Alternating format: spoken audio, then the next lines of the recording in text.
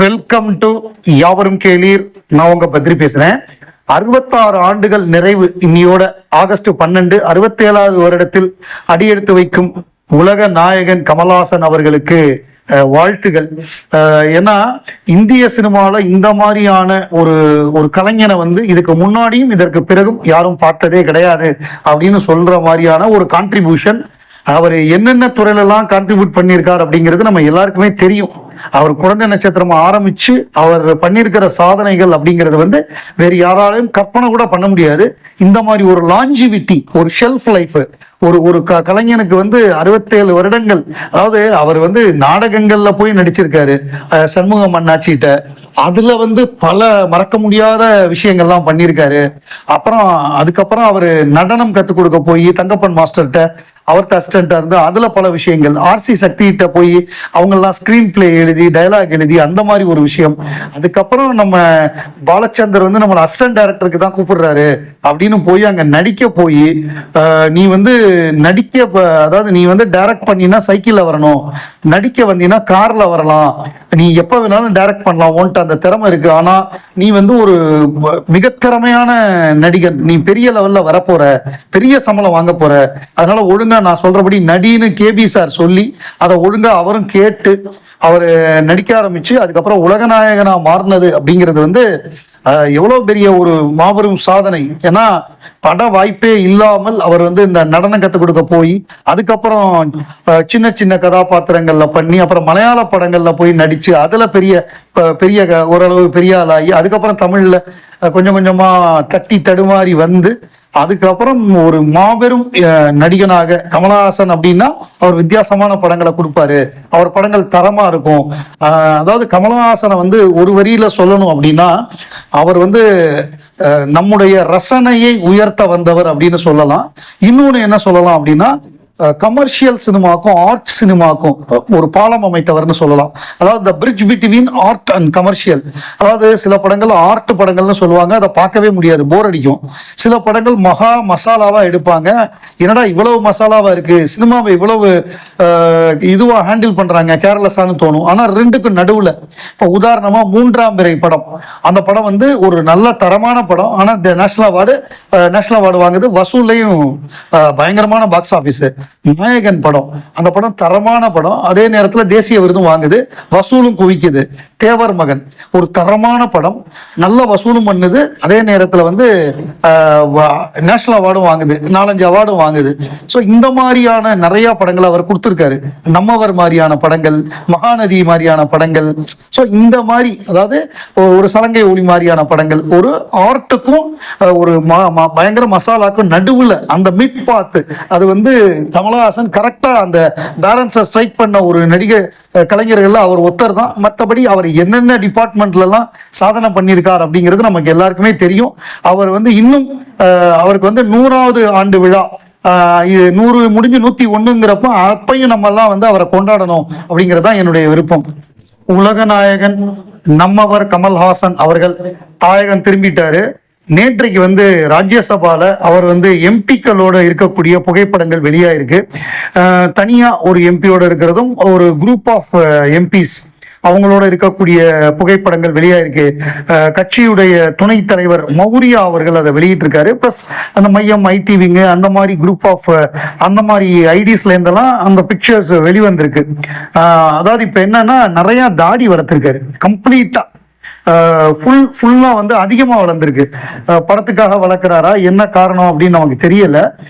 Beard ஹெவியா இருக்கு, நல்லா தடியா. ஸோ ரொம்ப ரேர். ஒரு கேப், அந்த அவருடைய கமல்ஹாசன் கதர் அந்த கேப் Y3 அந்த கேப்பு, அதோட பார்க்கும் பொழுது சும்மா சிங்கம் மாதிரி இருக்காரு. இந்த சிங்கத்துடைய பிடரி அந்த அது மாதிரி இருக்கு அந்த தாடி. கரெக்டா சொல்லணும்னா அப்படிதான் இருக்கு. பார்த்தா அந்த போர்கண்ட சிங்கம் அப்படிங்கிற மாதிரி, ஆனா சிரிச்சுக்கிட்டு இருக்காரு. ஸோ அப்படிப்பட்ட ஒரு பிக்சரை பார்க்க முடிஞ்சது. நிறைய அவருக்கு எழுப்பிய கேள்விகளுக்கு பதில் வந்துகிட்டே இருக்கு.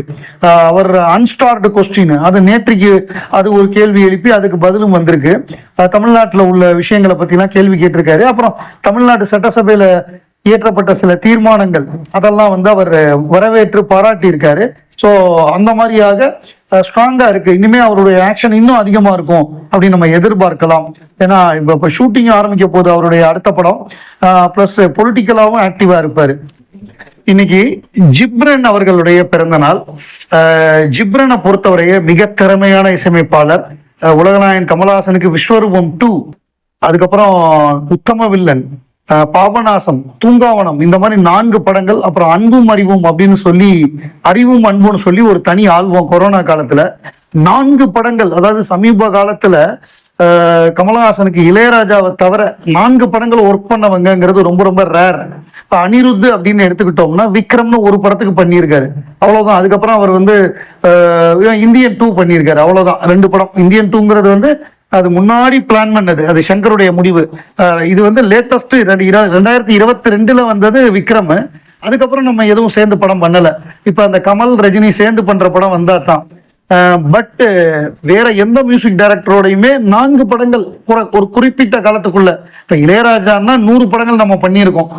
இளையராஜா பண்ண 1000 படங்கள்ல 100 படங்கள் உலகநாயகன் படங்கள் இருக்கும். பட் இது அப்படி கிடையாது. இது வந்து ரொம்ப ரேர். கமல் வந்து ரொம்ப திறமையா கெட்டிக்காரரா இருந்தா தான் அப்படி கொடுப்பாரு. எனக்கு தெரிஞ்சு மகேஷுக்கு கொடுத்தாரு 2 படம், நம்ம வரும் குருதி புனல் அடுத்தடுத்து கொடுத்தாரு. அப்படி வந்து இந்த மாதிரி யாருக்கும் கொடுக்கலன்னு நினைக்கிறேன். இவர் ரொம்ப திறமையான மியூசிக் டைரக்டர். அதுக்கு சாட்சியாக அந்த படங்களுடைய பாடல்கள், பேக்ரவுண்ட் ஸ்கோர்லாம் இருக்கும். இன்னும் நிறைய சேலஞ்சான விஷயங்கள்லாம் பண்ணியிருப்பாரு. கமலஹாசன் அவர்களை பொறுத்தவரையும் அவருக்கு எல்லாமே தெரியும், மியூசிக் நல்லாவே தெரியும். அவர் முறைப்படி மியூசிக் கத்துக்கிட்டவர், நிறைய மியூசிக் கேட்டிருக்காரு, உலகத்துல உள்ள பல இசைகளை கேட்டிருக்காரு. அவர் ரெஃபரன்ஸ் கொடுத்தாருன்னா அது வந்து அவ்வளவு கிறிஸ்டல் கிளியரா இருக்கும், அவருக்கு எல்லாமே தெரியும் அப்படின்னு ஜிப்ரன் சொல்லியிருக்காரு. நீங்க மூவி பஃப்ல மாதேவனுடைய ஒரு பேட்டி இருக்கு, நம்ம ஜிப்ரனோட 2 பார்ட் இருக்கும்னு நினைக்கிறேன், 2 பார்ட்டா வந்ததுன்னு நினைக்கிறேன். அதுல வந்து இயக்குனர் கமலஹாசனோடு அவர் ஒர்க் பண்ணது அதை வந்து அவர் சொல்லுவாரு. அது வந்து ரொம்ப சூப்பரா இருந்தது. 2 படங்களை பத்தி அவர் மிக முக்கியமா குறிப்பிடுறாரு. ஒண்ணு வந்து விஸ்வரூபம் 2.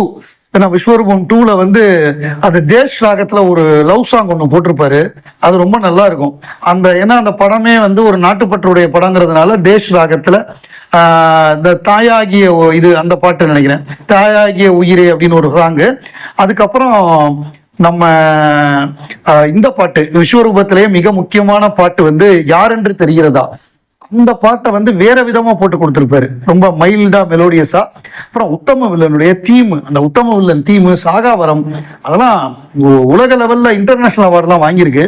அந்த உத்தம வில்லன் தீம் உருவானது.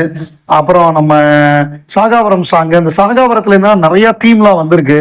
அப்புறம் அந்த பையனுக்கும் கமலஹாசன் சாருக்கும் நடக்கக்கூடிய அந்த இன்ட்ராக்ஷன், நீங்க யாருன்னு நான் காமிக்கிறேன் அப்படின்னு அவர் சொல்றதெல்லாம் சான்ஸே கிடையாது.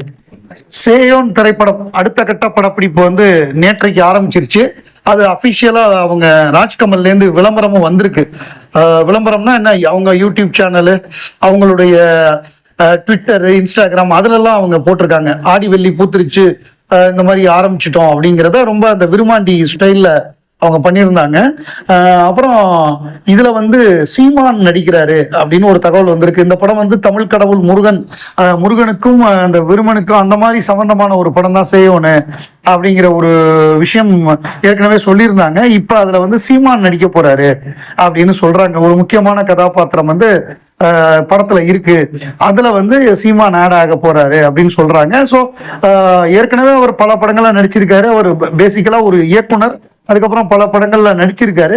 ஸோ இதுலயும் அவர் நடிக்கிறார் அப்படிங்கிறது ஒரு ஹாப்பியான நியூஸ் தான். பிளஸ் படத்துல வந்து சண்டை காட்சிகள்லாம் மிக பிரம்மாண்டமா இருக்கும். 3 சண்டை காட்சிகள் இந்த ஷெட்யூல் எடுக்க போறாங்க. நம்ம அன்பறிவு மாஸ்டர்ஸ் தான் அதை எடுக்கிறாங்க அப்படிங்கிற ஒரு தகவலும் வந்திருக்கு. படம் நல்லபடியா வந்து மாபெரும் வெற்றி பெறட்டும். இதுதான் ஃபைனல் ஷெட்யூல், இதோட முடியுது மொத்த படப்பிடிப்பும்.